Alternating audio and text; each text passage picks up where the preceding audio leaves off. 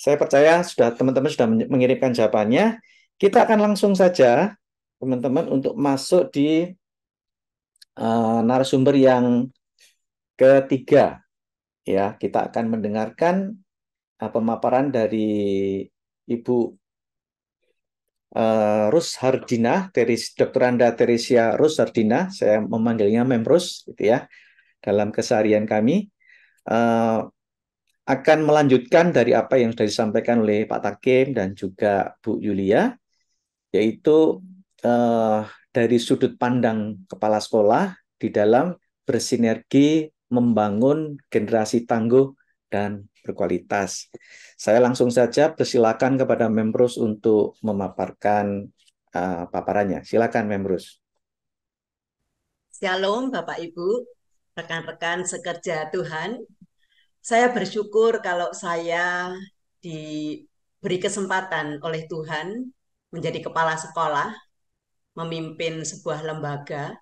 Dan kalau Bapak Ibu tadi sudah mendengar Mem Yulia, salah satu dari guru kami, Bapak Ibu sangat diperlukan sinergi, sangat diperlukan kesatuan hati untuk menghasilkan anak-anak yang tangguh, yang teguh di dalam kebenaran. Dan itu saya selalu minta hikmat Tuhan. Oleh karena itu, saya selalu memberi ruang atau memberi kesempatan kepada guru-guru saya untuk benar-benar mengekspresikan apa yang mereka miliki, pastinya kekuatan yang mereka miliki, pastinya sesuai dengan visi kami menjadikan anak-anak yang tangguh tadi agen-agen perubahan, agent of change. Kami selalu memberi kesempatan kepada mereka untuk merancangkan pembelajaran yang menginspirasi anak-anak kami. Karena saya percaya kita tidak bisa menghasilkan anak-anak yang menjadi agen perubahan atau agent of change yang tangguh tadi kalau guru-gurunya juga tidak tangguh atau guru-gurunya bukan agen perubahan.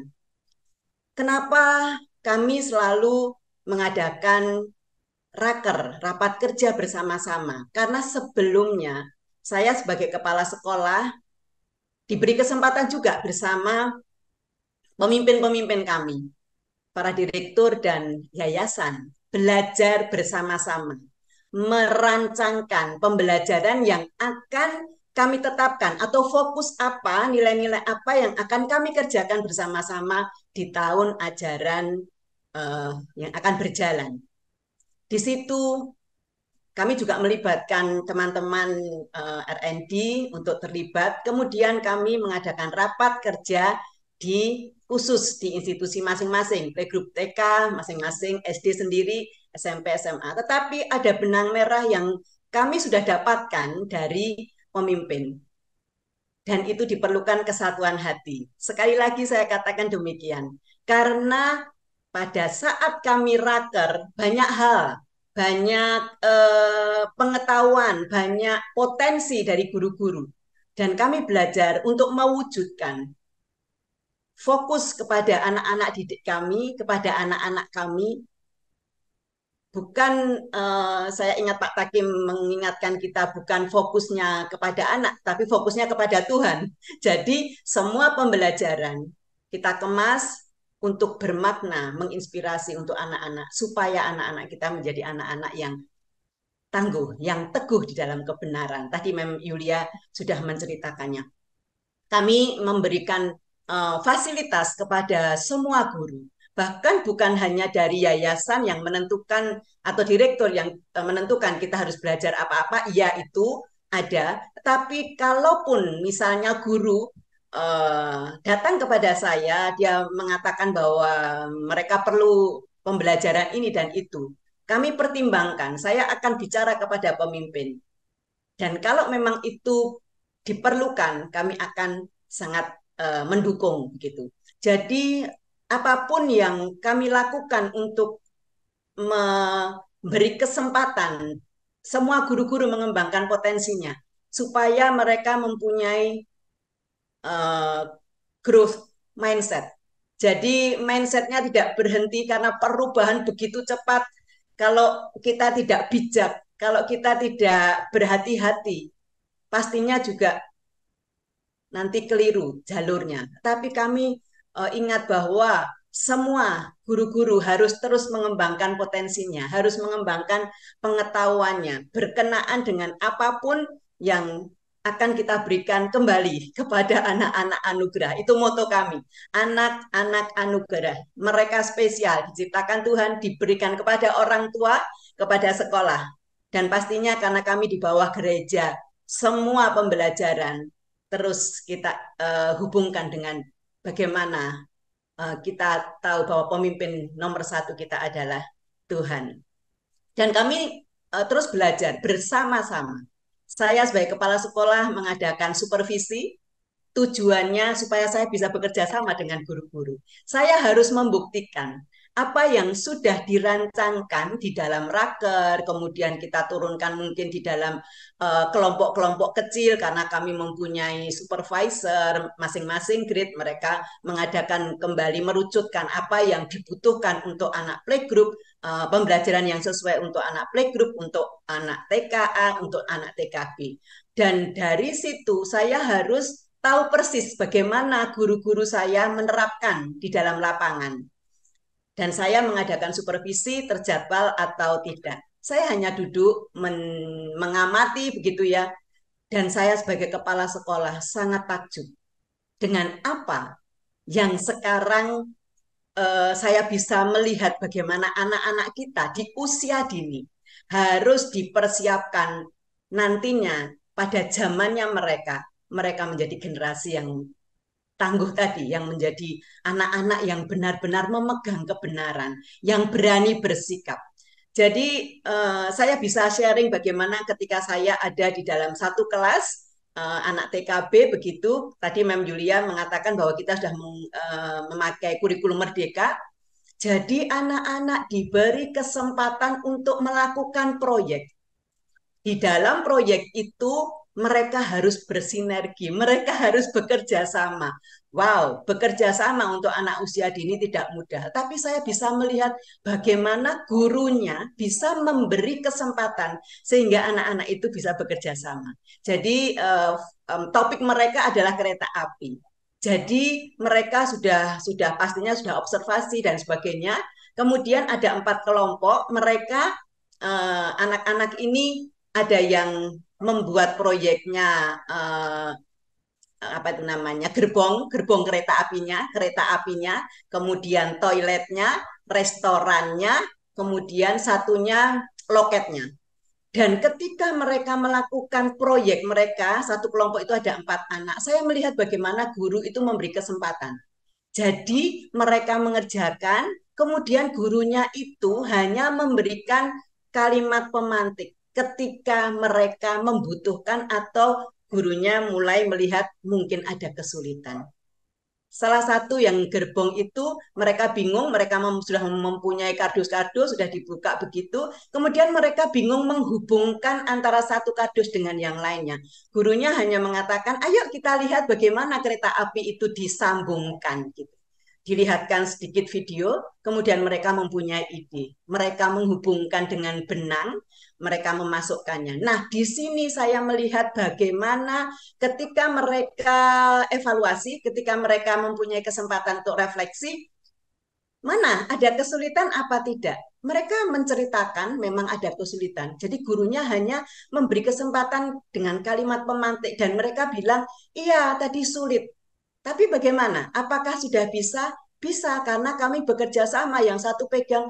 Di sini saya melihat bagaimana tidak.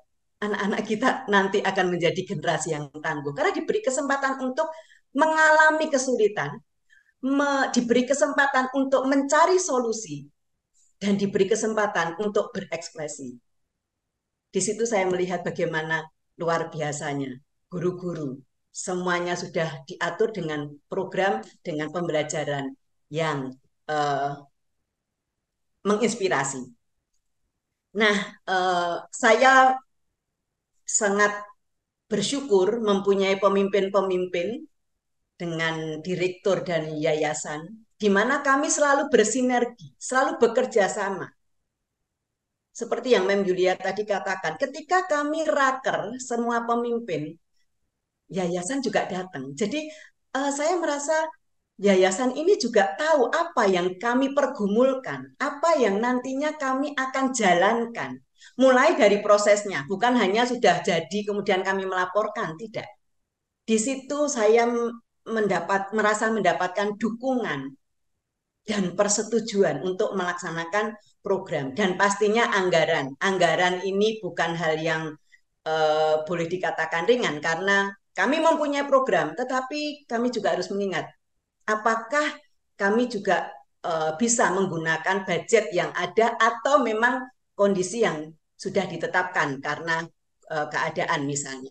Dan di situ saya merasakan bagaimana kami sangat didukung, guru-guru juga mau belajar untuk membudgetkan, saya sebagai kepala sekolah juga membudgetkan, dan di situ direktur pendidikan dan yayasan mengolah, memikirkan, dan kemudian menyetujui. Jadi kami merasa bahwa ketika kami berjalan, kami merasa ayem gitu ya, merasa didukung. Jadi itu yang menjadikan kami bersemangat seperti yang dikatakan Mem Yulia tadi. Jadi kami sebagai satu Yayasan Cahaya Harapan Bangsa, kami memiliki playgroup TK, SD, SMP, SMA, dan kami selalu bersinergi karena setiap 2 minggu sekali kami dikumpulkan, memang sudah ditetapkan hari itu untuk kami meeting.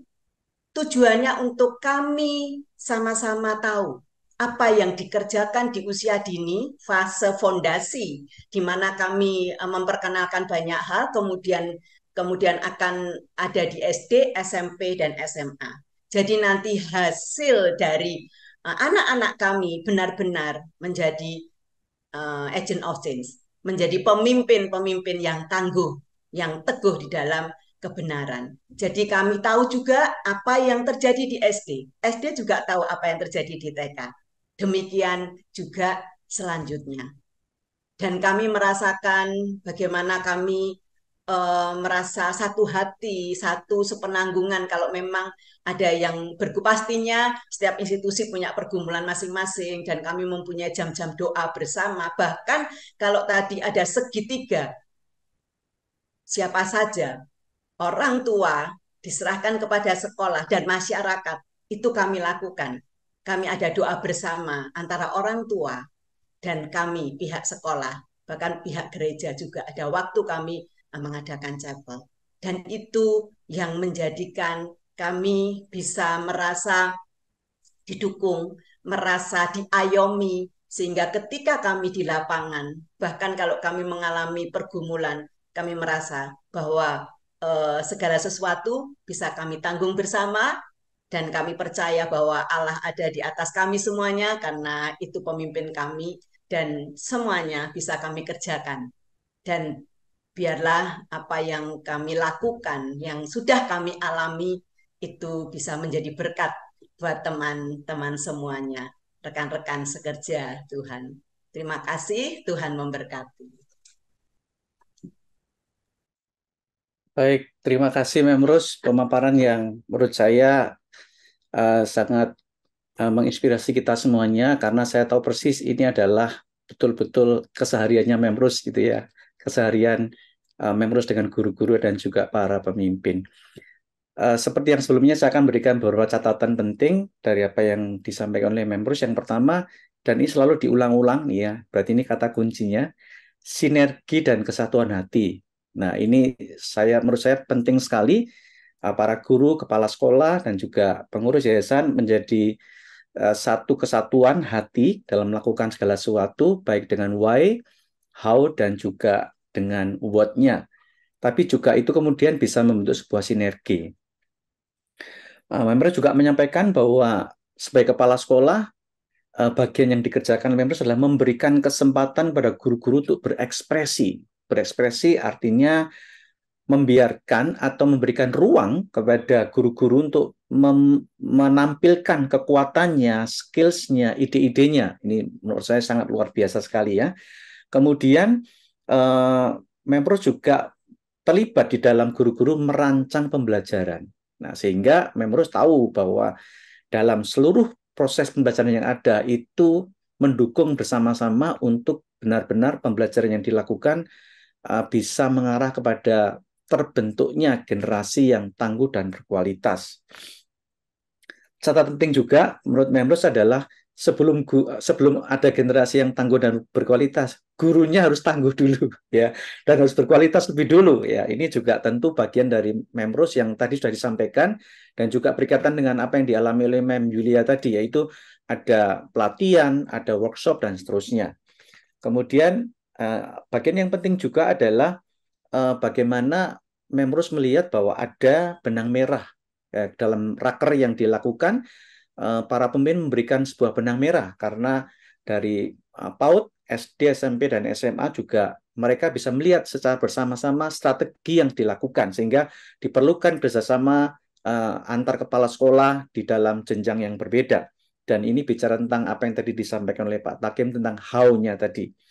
Kemudian yang menarik adalah Memrose melakukan supervisi itu bukan seperti command and control seperti yang disampaikan Pak Takim tadi, tapi supervisi adalah bentuk belajar bersama dan bekerja bersama, gitu ya. Dan itu kalau saya singkat dalam satu kata menjadi memberdayakan, itu mungkin kata yang lebih tepat. Lalu saya juga cukup memberikan garis bawah kepada proyek contoh tadi ya, tentang kereta api tadi, ada dua yang penting bagi saya. Anak diberikan kesempatan untuk mengalami kesulitan ya, tapi juga sekaligus ditantang untuk mencari solusinya. Ini menurut saya kalau ini dilakukan terus-menerus baik di jenjang PAUD, SD, SMP, dan SMA, maka mimpi kita bersama tentang lahirnya generasi yang tangguh dan berkualitas pasti akan menjadi kenyataan.